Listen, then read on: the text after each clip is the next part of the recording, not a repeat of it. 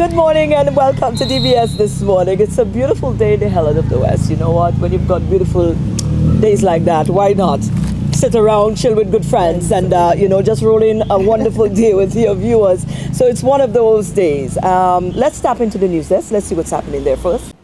Good morning. It appears that the appointment of the special prosecutor is experiencing some delays.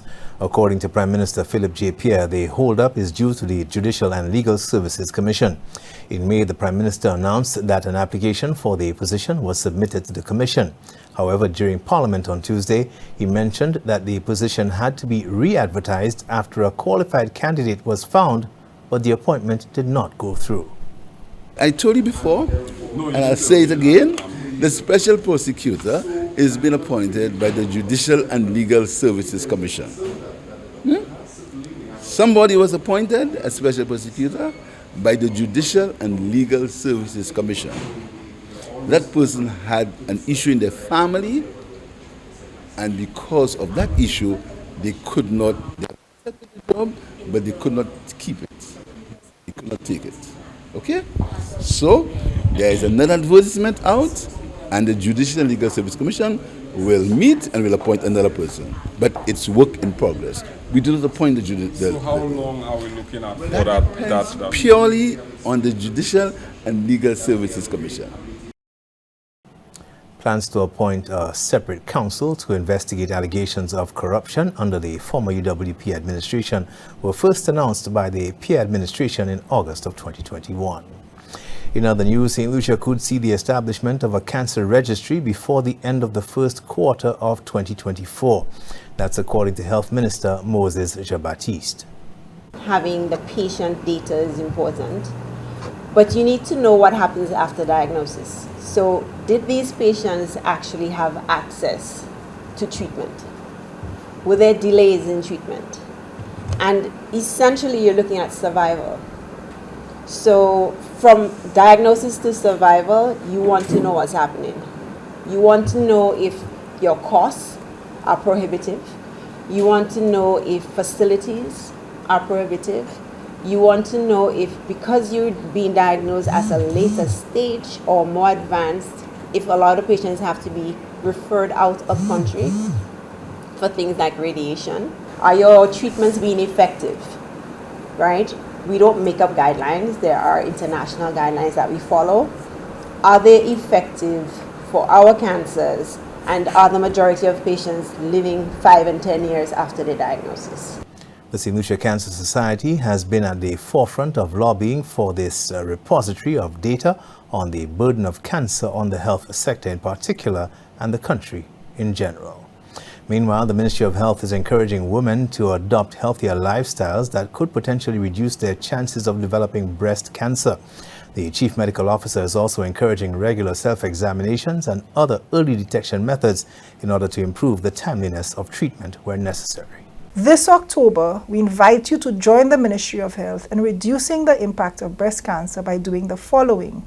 Maintain a healthy lifestyle, healthy foods, regular exercise, adequate sleep, reduce stress, reduce alcohol intake, and avoid smoking. Visit your nearest wellness center to access screening. Learn to perform monthly breast self-exams. Our team at the nearest wellness center or your physician can provide guidance. Visit your healthcare provider with any concerns noted. Encourage the women in your household, in your workplace, your place of worship, and friends to do the same. In St. Lucia, breast cancer is the #1 cause of death in women and also the main cause of premature death in women. The Castries Central MP says infrastructure in the city centre is overdue for attention, suggesting that a large portion of the constituency has been neglected for several years. He has embarked on extensive repair work in the city designed to both improve its aesthetics and address perennial drainage issues. From Serenity Park to the roads to the drainage to everything, we embarked upon essentially ensuring that the flooding in Castries is ameliorated to whatever extent. We started, I'm sure most of you know, we did that job at the junction of Chaussee and Jeremy Street, and right now all and sundry can see a relief in Castries Central in terms of flooding. A long-standing issue with a portion of Chaussee Road has also been addressed, much to the relief of motorists. These are your top stories. Thanks for watching. Good morning. Oh, wow. Thank you very much, News Desk. We'll take a break and come right back.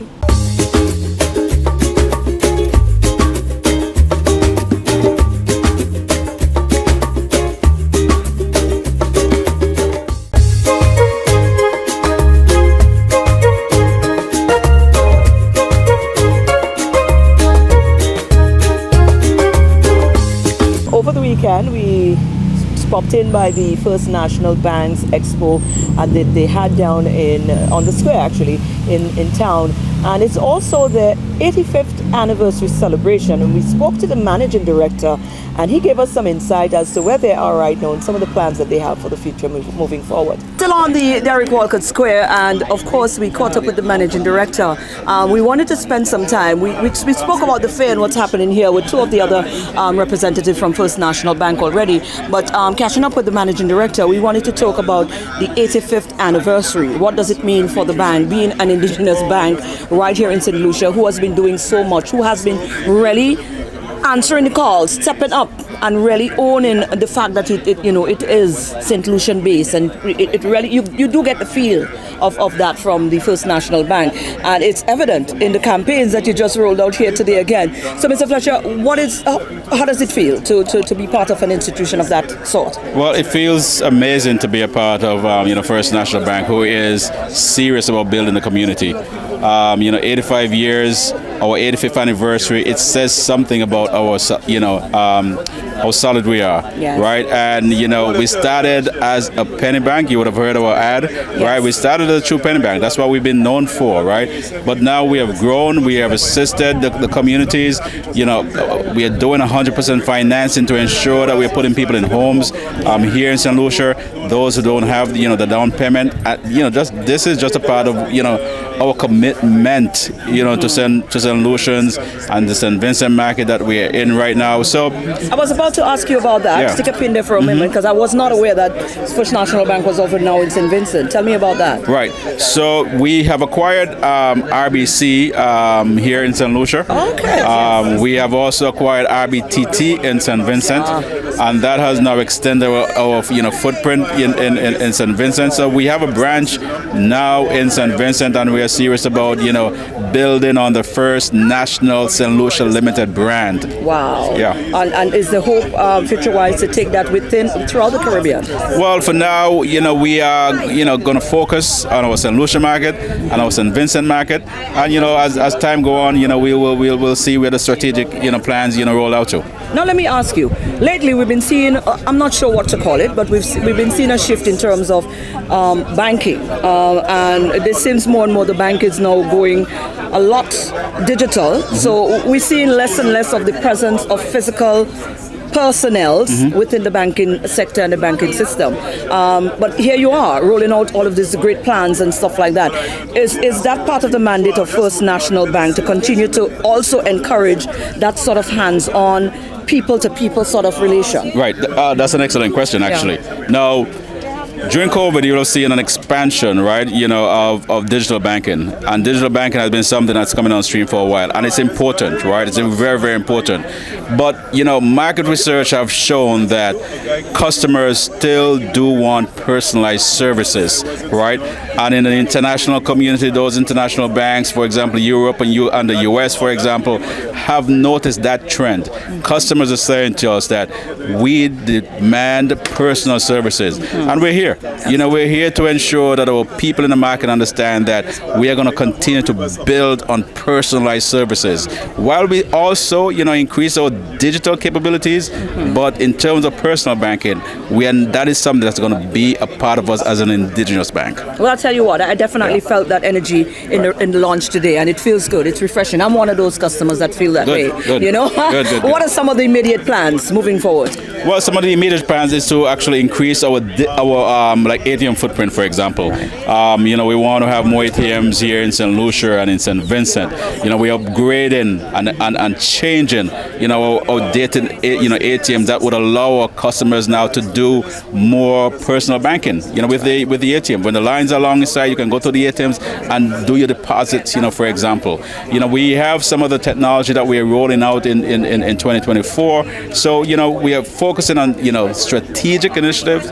You know, technology is big that we are spending, you know, quite a bit of, you know, funding on right now, just to ensure that we're here for another 85 years. Wonderful. Yeah. What do you want to leave with our viewers? Well, you know, what I want to leave with the viewers is that, you know, from where we came, you know, as a penny bank to now, we are one of the fastest growing banks in St. Lucia. We're very solid, we're very stable, you know, so I want to reach out to, you know, the persons in St. Lucia, business folks in St. Lucia, to come and do business with us. And, you know, as we have a base of customers that more on the mature side, but I want to, you know, reach out to the younger generation to come home to First National. This is your bank, this is your indigenous bank, so come on out, come and open an account with us and come to business with us. Thank you very much, Mr. Fletcher. You're welcome. It was an honor. Yes. Wonderful.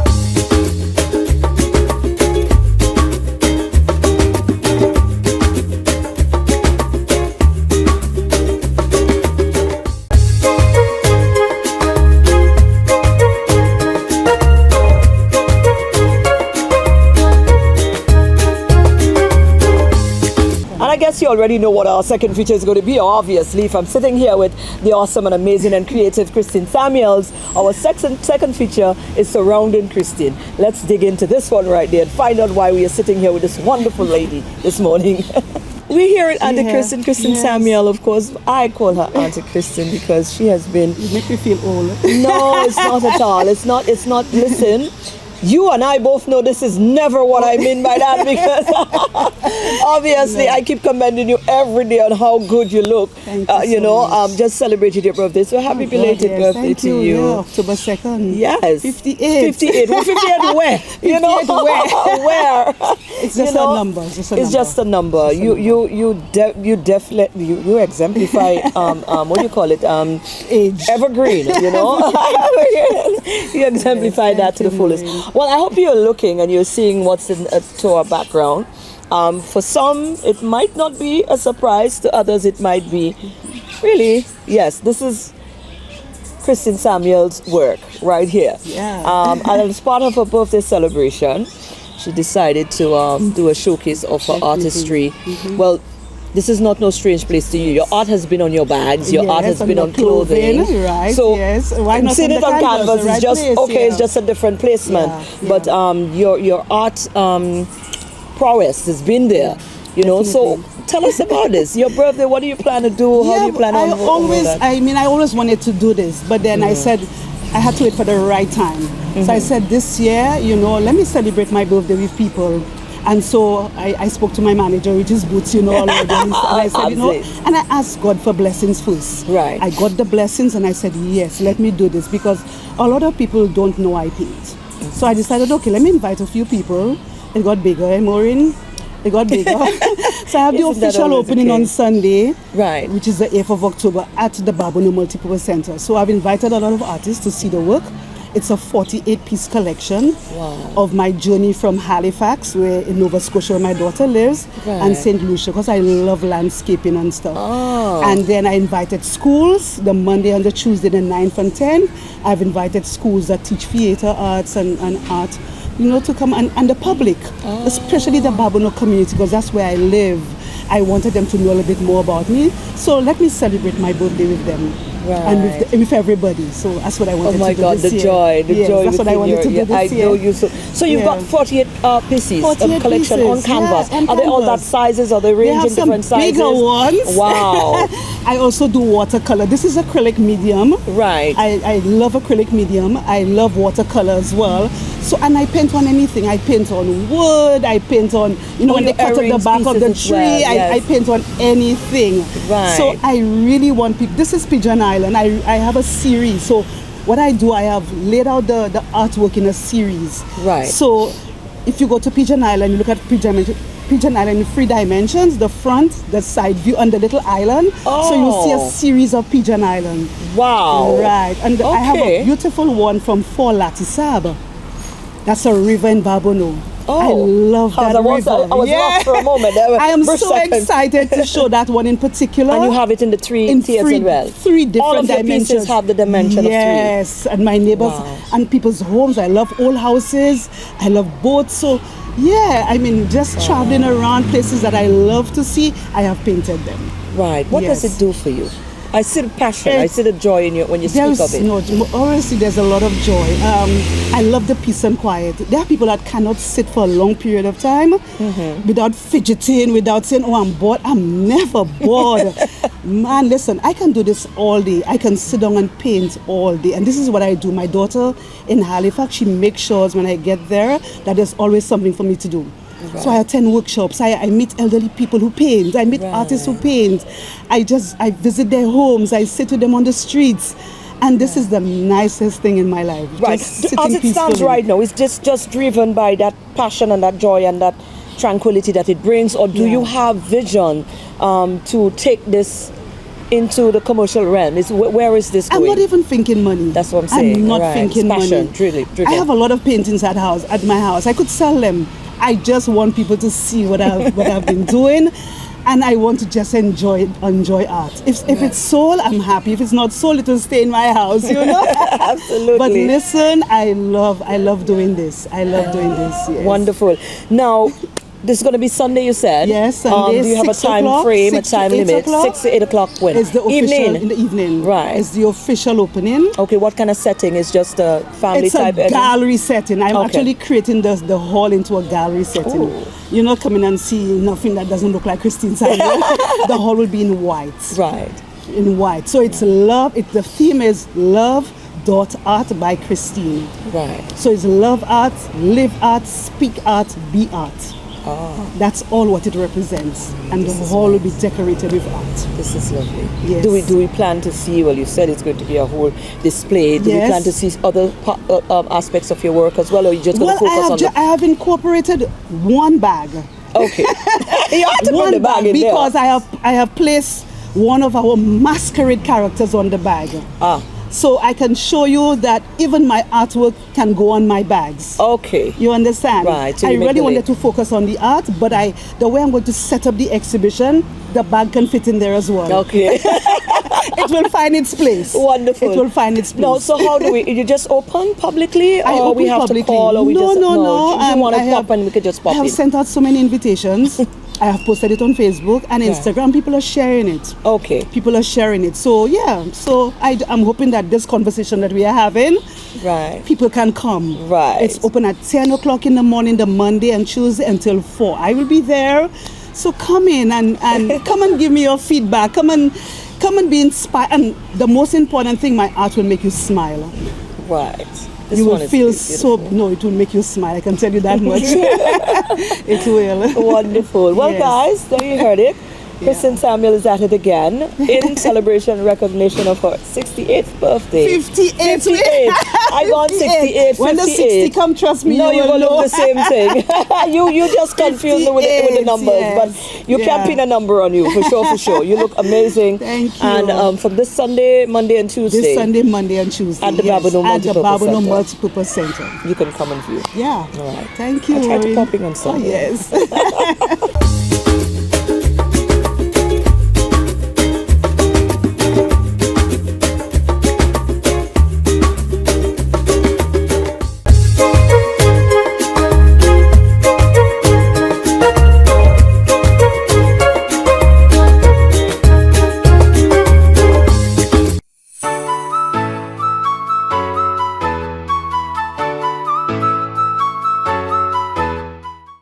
Hi, I'm Candy Nicholas, and this is the Wellnest. We recently spoke about gut health, and I wanted to expand expound on some of the things we can do to ensure that we are helping and not hurting our gut health. As we discussed, your gut or digestive system is necessary for the consumption and digestion of food and the production of waste, making it one of the most vital organs in the human body. Recently, research has found that your digestive system is much more intricate than originally thought and is involved in nearly every single aspects of your health. If you've ever experienced reflux, constipation, diarrhea, or bloating, you will understand the impact that gut health can play in your day-to-day life. The gut microbiome refers to the trillions of microorganisms that live inside your gut, mostly in the large intestine. There are roughly 100 trillion bacteria in the digestive system alone. It may seem like a tall order to change or look after them, but the good news is that research has shown that within 2 to 4 days of eating well, your gut microbiome can improve. So here are some things you can start to implement almost immediately. The first one is to include fermented foods in your diet regularly.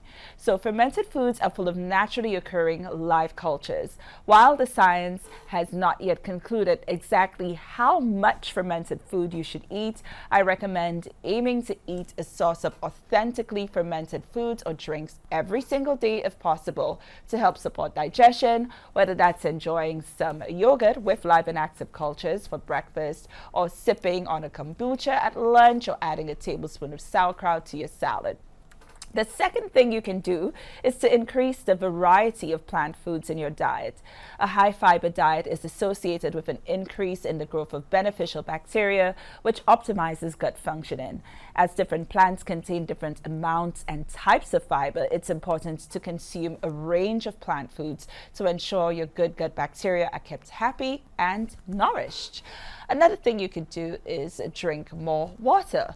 Fiber, particularly prebiotic fibers, are important for gut health. However, in order for this fiber to do its job, adequate water is required.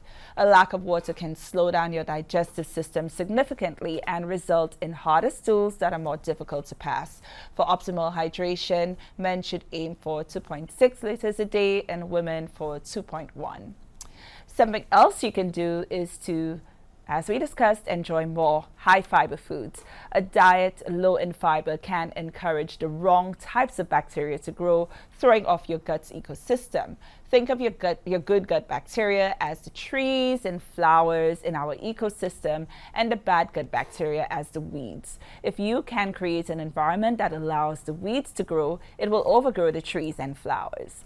The fifth thing you could do is to chew more slowly. Digestion begins in the mouth, and the chewing process starts to break your food down. If you rush this, your food may enter your stomach before it's ready, leading to indigestion. By eating slowly and chewing properly, you will also allow your natural satiety signals to kick in, which tell you that you're full. This prevents overeating and has also been associated with better digestion and greater satisfaction with our meals. So try eating more slowly and more mindfully by removing distractions, pausing between bites to savor what's in your mouth, and setting aside adequate time to eat so you don't rush. So the sixth thing, and I know this is a culture where we love our alcohol, but we need to try to limit alcohol because it can throw off the balance of your intestinal ecosystem. If you consume alcohol, make sure you do so in moderation. That's maximum 1 to 2 standard drinks on any day according to guidelines. Number 7. Don't go low carb. Now, I know that this is the latest trend, going keto, but whilst low carb might be a popular trend on your Instagram feed, you'll also be cutting down the fiber needed for good gut health. Instead of cutting all carbs, you need to focus on consuming healthy carbohydrates such as brown rice, quinoa, oats, whole grains, maybe even whole grain bread if you're going to have bread, and pasta, as well as all of our wonderful root vegetables that are widely available to us. Something else that nobody ever thinks of, or not enough people think of, is getting enough sleep. So while getting more sleep might seem like a no-brainer for overall health, research suggests that getting a good night's sleep is essential for a healthy gut. Our gut bacteria have their own circadian rhythms, just like all other organisms, and inadequate sleep can disrupt this rhythm in the microbiome and negatively influence the diversity and number of bacteria in the gut. Most of us need around 7 to 8 hours of sleep each night, and even if you think you can function perfectly fine on less, your gut bugs might think otherwise. So something else you need to consider, I need to consider, is to manage stress better. You don't need us to tell you that stress is not good for you. Prolonged stress can cause major issues for a number of the body's key players, including our digestive system. When we're stressed, our body is set to fight or flight mode and will reduce the blood flow to our digestive muscles and put everything on hold. There's reduced secretion of digestive enzymes, which may lead to indigestion, gastrointestinal inflammation, constipation, or diarrhea. So try reducing stress by spending more time outdoors, including exercise, which you should enjoy every day, reducing your screen time, and trying meditation, yoga, or whatever other activities you find relaxing. And this has been the Wellness for today. My name is Candy Nicholas. I am a certified holistic health coach, and I will see you next time. And thank you, Auntie, for sitting with me on this morning show. Enjoy the rest of your day, and catch us again tomorrow for another DBS This Morning right here. Yeah.